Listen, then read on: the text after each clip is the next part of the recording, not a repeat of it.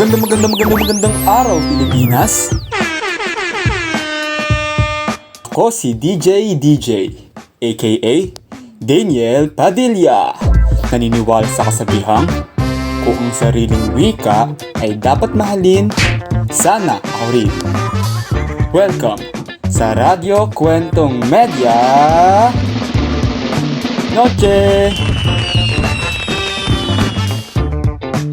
Ngayon, hindi tayo nag-iisa. Kasama ko ang namumuhod tanging pinakamagandang DJ sa balat ng lupa. Narito na siya, DJ Audrey. Maupay nga adlaw! Kumusta mga binibini at ginoo? Ako si DJ Audrey na naniniwala sa kasabihang simula ngayong taon, deadline na lang ang hahabulin ko, hindi na yung maling tao. Maling tao!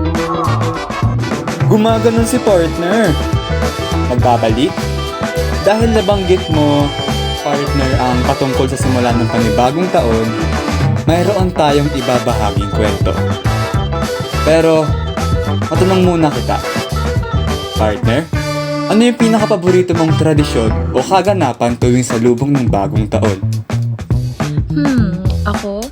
Siguro yung videoke, yung mapapa I'll be your crying shoulder.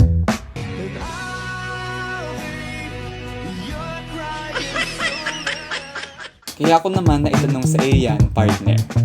Dahil ang kwento natin ngayong araw ay pinamagatang sa pagsapit ng ating gabi, kung saan makikita natin ang samot-saring tradisyon o paraan ng pagdiriwang ng mga Pilipino tuwing bagong taon. Talagang napaka-espesyal ng araw na ito para sa mga Pilipino. Kaya't huwag na tayong magpatumpik-tumpik pa. Ihanda ang sarili at ibuka ang mga tenga. Dahil amin nang ibabahagi ang kwento.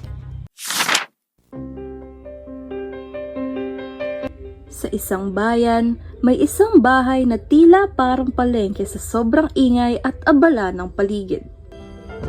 Ating kilalanin ang pamilyang De La Cruz at tunghayan kung paano nila isinasagawa at ipinagdiriwang ang bagong taon. Mga bata! Kayo gumising na! Aba, tanghali na! Maraming pa tayong dapat gawin! Ay, ano po bang meron, Ma? Anong meron ka dyan?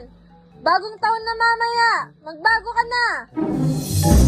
Habang papalapit ang hating gabi, abala ang pamilya sa paghahanda ng iba't ibang putahe.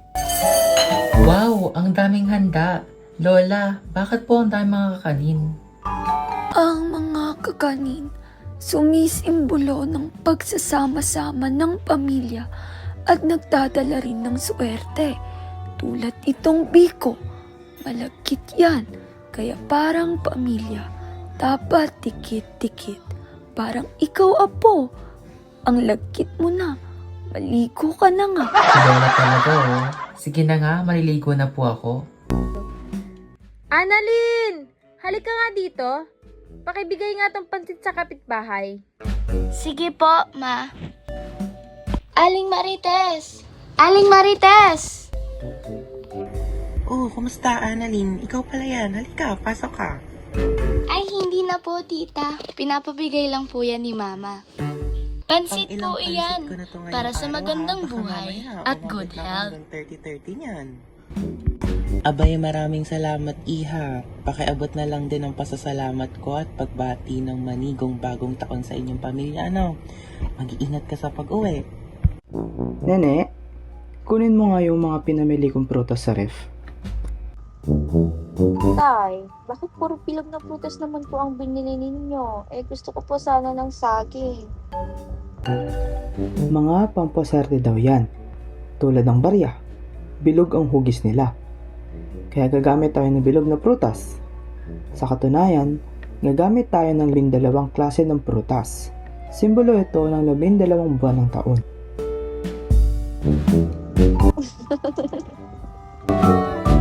O bakit? Bakit ka natawa? Anong nakakatawa? Wala lang po. Kahugis at kasing kinis kasi ng mga prutas yung ulo ninyo.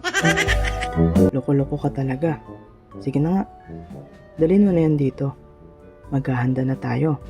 Baka magalit pa yung nanay mo. May picture taking pa tayo. Halika na. Nene! Toto! Annalyn! Magsipunta na kayo dito. Ano naman? Kailangan bang nakamatching polka dots tayo? Ang baduy naman ito eh. Kailangan yan. Ang mga bilog na disenyo, sumisimbolo ng pera at kasaganahan para swertehin tayo ngayong taon. Hello? Pa? Ma? Ay, mutya!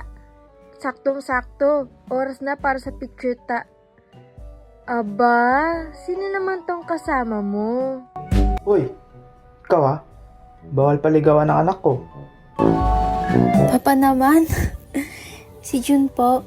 June, meet the De La Cruz family. De La Cruz family. Ito po si June. Magandang araw po, ako si Jun. Matalik na kaibigan ni Mutia. Binabati ko po kayo ng manigong bagong taon. Salamat, June. Ikaw ah, siguraduhin mong kaigan lang talaga. Pwede mo ba kaming kuhanan ng picture? Sorry po, ano pong gagawin? Oh, take a picture of us. Ay, okay. Ready? 1, 2, 3. Talagang dama ang diwa ng bagong taon sa bawat tawanan, kantahan at ingay na bumabalat sa buong bahay. Isama mo pa ang mga bukas na bintana at pinto sa paniniwalang papasukin ng swerte, bagong oportunidad at magandang enerhiya ang loob ng bahay. Agad nagtipon ang pamilya. Bawat isay may kanya-kanyang hiling at inaasam para sa panibagong taon. Si Annalyn, dali-daling kumuha ng ubas at sumilong sa ilalim ng mesa, umaasang matutupad ang kanyang simpleng hiling. Ang tanging hiling ko lang naman ngayong taon ay sana magkaroon na ako ng bebe loves. Yung tall, dark, and handsome sana. Si Toto naman, naghahanda na sa kanyang pagtalon, umaasang madaragdagan ang kanyang tangkad. Kahit tumangkad lang ako ng konti. Please. Ayan na, ilang segundo na lang. Maligong bagong taon! Sa pagsapit ng hating gabi, tila sabay-sabay na sumabog ang saya sa tahanan ng pamilyang De La Cruz. Tawanan, sigawan, at walang humpay na ingay. Kasabay nito, sabay-sabay nilang isinagawa ang mga nakasanayang tradisyon tulad ng pagtalon at pagkain ng ubas. Bawat piraso'y may kasamang hiling para sa bagong taon. Sandali bakit kailangan makingay sa pagsabi na haring gabi? At ang katanungang yan ay para sa'yo, DJ. Nabigla ako dun ah. Pero, simple lang yan. Nag-iingay tayo tuwing hating gabi para itaboy ang malas at masamang enerhiya. At para salubungin ang bagong taon ng may swerte at saya. Kaya pala. At dyan nagtatapos ang ating kwentong pinamagatang Sa pagsapit ng hating gabi. Tampok ang masayang pagdiriwang ng pamilyang De La Cruz. Sa kabuuan ng ating kwento, makikita natin ang pagdiriwang ng bagong taon ay higit pa sa ingay at kasiyahan.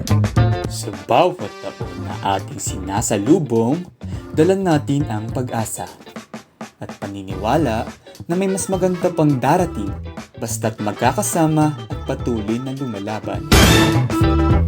Kaya sa pagtatapos ng ating programang radyo Kwentong Media, Noche, may nais lang akong iwan sa inyo.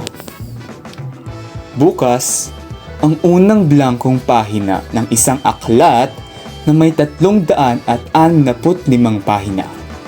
Sulatan mo ito ng isang magandang kwento. Muli, ako si DJ. At ako naman si DJ Odd. Manigong bagong taon.